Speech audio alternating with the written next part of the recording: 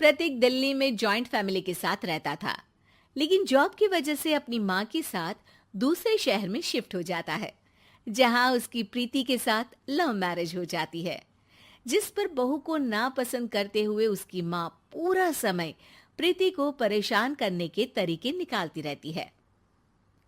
प्रीति, कहाँ हो? सुबह का नाश्ता दोपहर में खिलाओगी क्या? इसमें प्रीति और प्रतीक ऑफिस जाने के लिए तैयार हुए कमरे से बाहर आते हैं, जिसे देख सास प्रीति पर भड़कने लगती है। महारानी, तुम सुबह सुबह तैयार होकर घर का सारा काम छोड़कर कहाँ चल दी? जी वो ऑफिस। हैं? तुम ऑफिस जाओगी तो घर में जो सफाई, नाश्ता, खाने का काम है वो क्या मैं करूंगी? माँ, मैंने उससे वादा किया था कि वो जॉब कंटिन्यू कर सकती है। अरे वाह जी वाह, दोनों आपस में सलाह कर फैसले ले लिए। मैं क्या यहाँ बेवकूफ बैठी हूँ? मुझसे पूछना किसी ने जरूरी नहीं समझा? मम्मी, आप फिक्र ना करें, मैं आज ही रेजिग्नेशन दे दूंगी।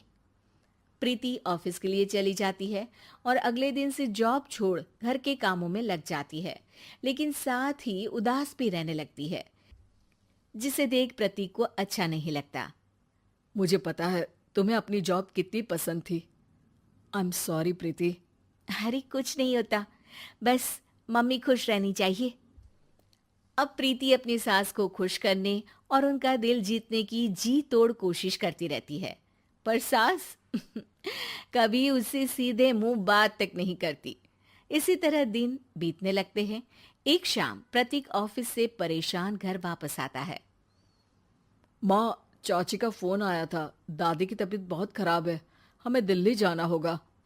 पति की बात सुन प्रीति तो पैकिंग शुरू भी कर देती है, पर माँ वहीं बूत बनी खड़ी रह जाती है। लगता है मम्मी अपनी सास से बहुत प्यार करती हैं, तभी उनके बीमार होने की खबर सुन शॉक में आ गई। ये प्यार नहीं, परेशानी है।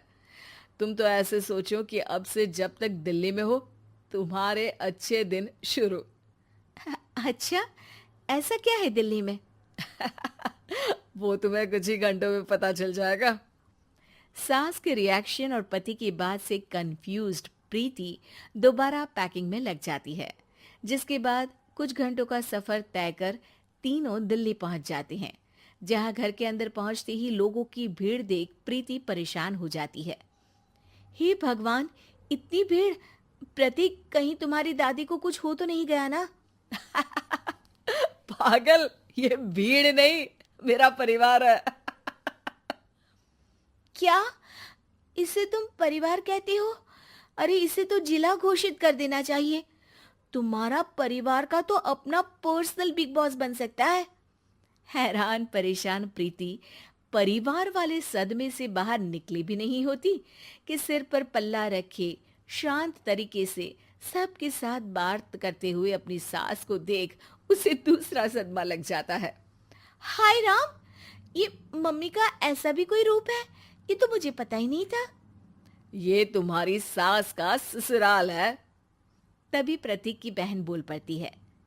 यहाँ आपको ऐसी ऐसी चीजें देखने मिलेंगी जो सपने में भी सोची नहीं होंगी।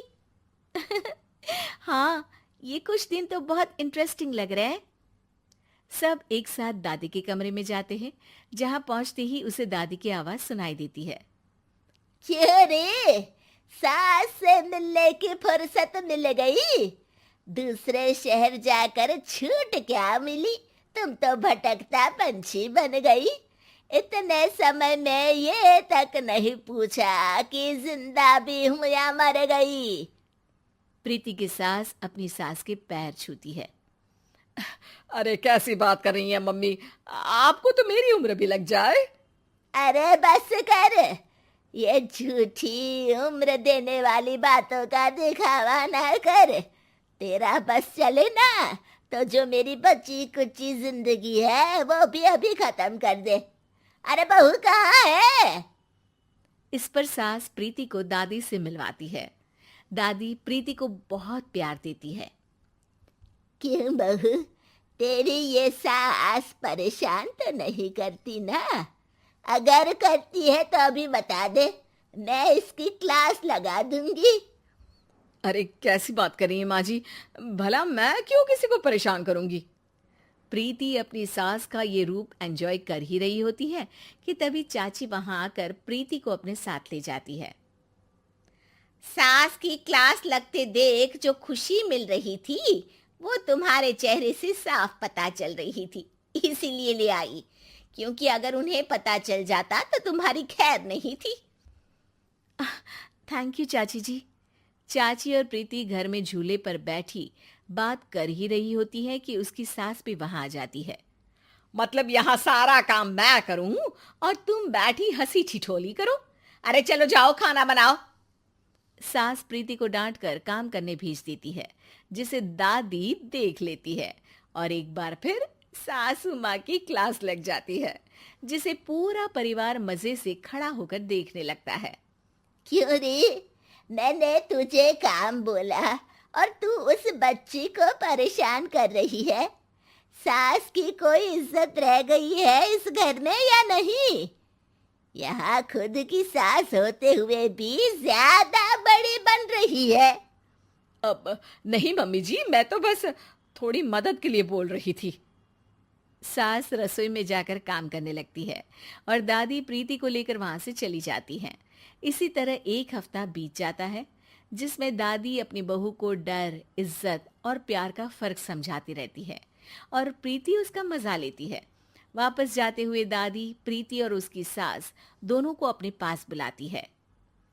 मेरी बहू जिद्दी और अड़ियल है, इसलिए उससे हमेशा सही काम करवाने के लिए मुझे सख्ती करनी पड़ती है।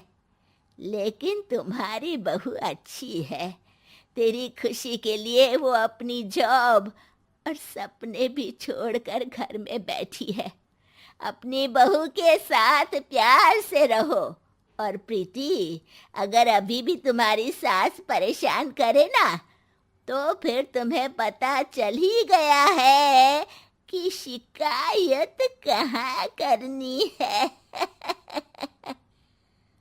जी, अपनी सास के ससुराल में उनकी सासू माँ के पास।